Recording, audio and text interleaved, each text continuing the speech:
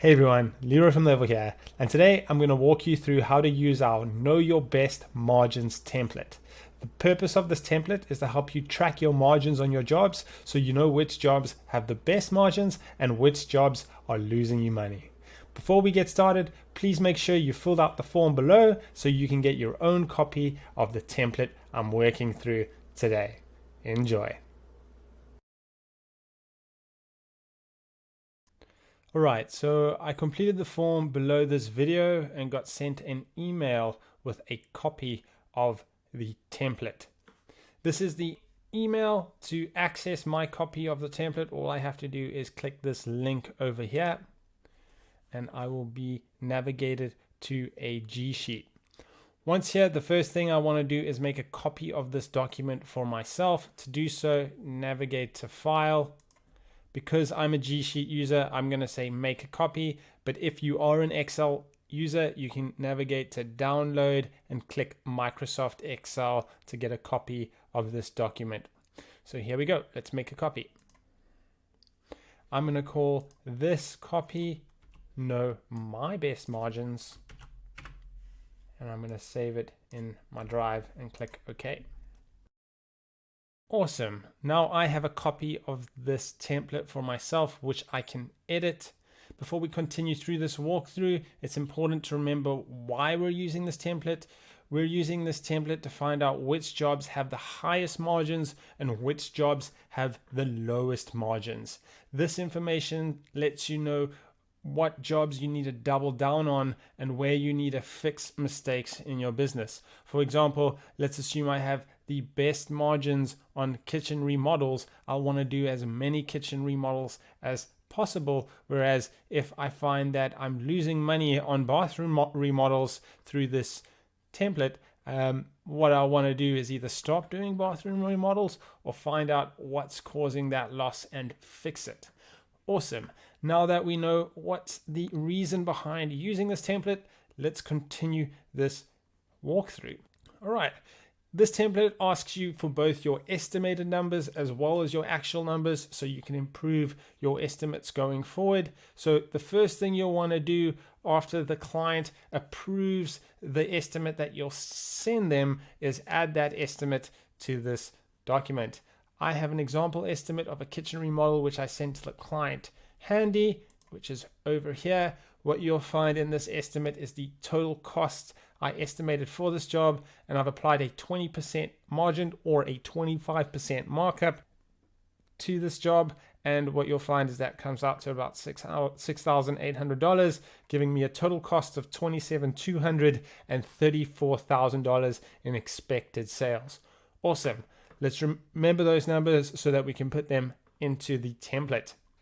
So when I go back to the template, where I'll want to put those numbers, as you'll see in step 1 over here, is in the margin tracker sheet. Let's navigate over there and let's put in the kitchen remodel. I'll want to put the sales amount, which was $34,000, and I'll want to put the cost amount, $27,200. Make sure that you make that amount a negative. Awesome. Now that I put my estimated numbers in there, you'll see that the margin is what I expect it to be. This is auto-calculated, so don't change this column for whatever reason. All right, now that this number makes sense, the one thing I'll do next is continue working on the job. As I'm working on the job, I might be issuing change orders. If that's the case, it's important to come back to this template and update this document with those change orders. All you'll want to do is add those change order amounts to the sales and costs cells. Awesome. Let's fast forward a little bit. The job's completed, and the next thing I'll want to do is add those actual numbers to this template or tracker. To do so, what you'll want to do is navigate to the template project. Here we've given you a layout to actually figure out what the actual amounts are. You'll want to make a copy of this template. To do so, right click on it, click duplicate. You'll be instantly taken to a duplicate of the template project sheet. You'll want to change the sheet's name to the name of the project. In this case, is kitchen remodel. And you can even add that name over here. Awesome. The next thing what I'll do is I want to add the invoices that my customers paid or change orders they've paid into this spreadsheet. We've given you 5 places to do that. If you need additional invoices or change order rows, just be sure to highlight the cell and right click and insert above. Don't do it at the bottom here. You might run the risk of that amount not being included in the formula. Just do it from row 8 and you won't have a problem. Awesome. In this case, I only sent 2 invoices to my client. Both were for $17,000. All right, and now I'll need to put the actual costs into this templated Excel spreadsheet or G sheet. We're using Level in our business, so getting the actual job costs are really easy. All I have to do is open the Level web app, and as you'll see, I have the kitchen remodel project already open, and I've highlighted the receipt invoices total amount. And all I have to do is right click on that, hit copy, and navigate to the Know My Best Margins document and just copy and paste that amount right here. The receipts and invoices total in Level might include sales tax depending on how you input the totals within your business. In my case, I do ask my guys to put the total amount inclusive of tax in there. So the tax rate in Toronto, Canada, which is where we're located, is 13%. I will add that 13% right here, and awesome. I'll get an amount spit out automatically of my total material and subcontractor spend actually on this job, amounting to $17,130. This is slightly less than what I estimated, which was $18,000, which is great to see. The next thing I want to do is put in my guys or my crew's time into this spreadsheet. So again, I use Level to track my team's time. When I go back to this web app, I see that the total hours they spent on this job was 512 hours. I exported this to Excel and found that they both worked 256 hours on this job, and I pay each of them $20 and $30 respectively. So let's add those numbers to that spreadsheet. Awesome. So if you remember, one is $20, the other tradesperson is $30, and they both spent 256 hours on this job. Awesome.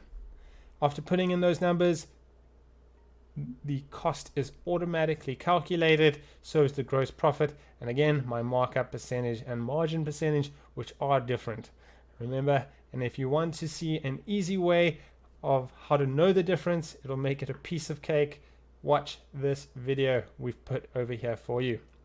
Awesome. So the total sales for this job was $34,000 and the total costs were $29,930. Remember those numbers? Let's input them into the margin tracker. So let's go back to the margin tracker. The total costs were $29,930 and the sales were $34,000. Awesome. Hit enter and boom, what you'll see is I had a margin of 12%, but we give you a breakdown of your actual versus your estimate. As well, I underestimated this kitchen remodel by $2,700, give or take, and that was a loss of a margin of 8%, and I'll need to make that up, right? If you recall, why we put a marginal markup on our jobs is to cover our overhead. I'm effectively short on covering my overhead by $2,700 now, and I need to make that up somehow. Even though the margin was positive, I'm still losing money or expect to lose money by the end of this business year unless I find a job to make up for it.